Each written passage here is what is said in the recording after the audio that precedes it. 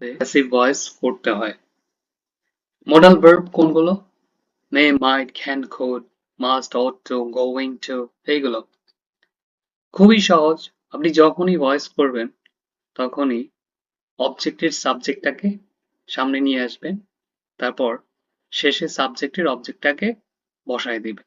এটা যে কোনো ভয়েসের ক্ষেত্রে এটা সবসময় মাথায় রাখবেন। প্রথম উদাহরণটা আমরা দেখি। You must write the poem. এখন মডালের ক্ষেত্রে খুবই সহজ, শুধু মডালটা বসবে, তারপর একটা বি বসবে, আর কিছু না, আর বাদ বাকি যা আছে সব এক। তাহলে এখানে অবজেক্ট কি? The poem. দ্য পোয়েমকে আমরা সামনে নিয়ে আসি, দ্য পোয়েম, তারপর মডালটা বসাই দিই মাস্ট। মডালের পরে শুধু একটা বি বসাবেন, তারপর ভার্বের পাস্ট পার্টিসিপল ফর্ম, বাদ বাকি যা আছে সবই এক। The poem must be written by you. সহজ না?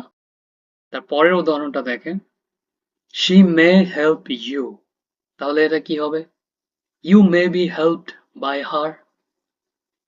তারপরেরটা, we ought to obey our parents. Our parents এখানে অবজেক্ট, তাহলে এটা সাবজেক্ট হবে।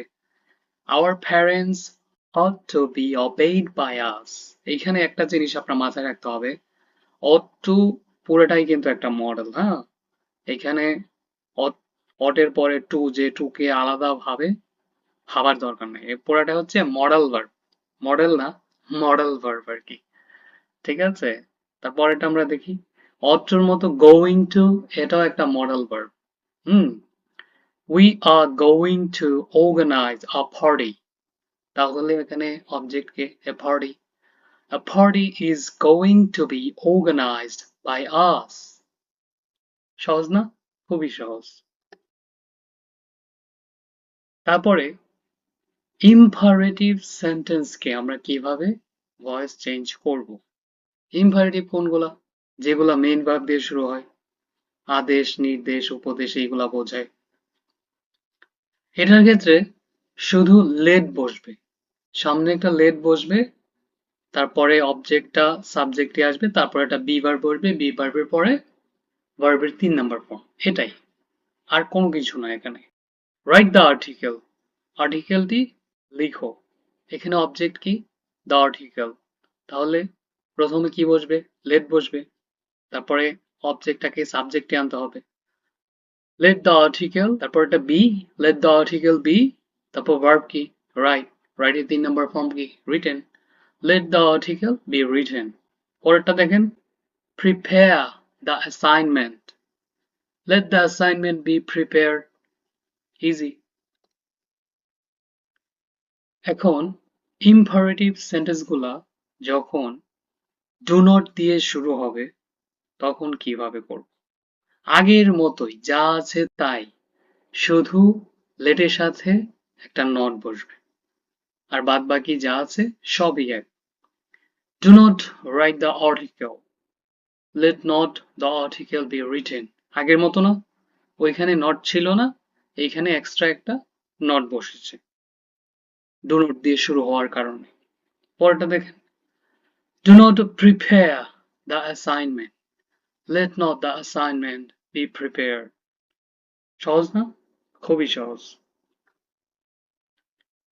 তারপরে সেন্টেন্সে যখন লেট দিয়ে শুরু হয়, তারপরে পার্সোনাল অবজেক্ট থাকে। পার্সোনাল অবজেক্ট কোনগুলা?